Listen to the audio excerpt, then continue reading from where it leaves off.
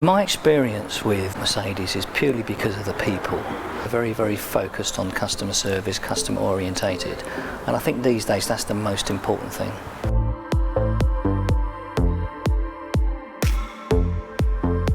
When I first walked through the door, I had such a great, pleasant surprise, and it just got better from there. In terms of looking at where I want to purchase my cars, a lot of it is down to the dealership, the people that I deal with, the service that we get, and the people I dealt with were great.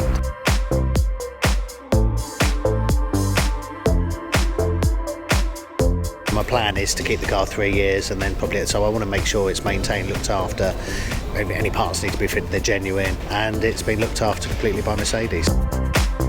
Technology's progressed massively. They train you a lot, do like online training. For diagnosis, we're using star machines. It's our laptop really. The knowledge that we share with one another is so important, and we care. We want you to come back.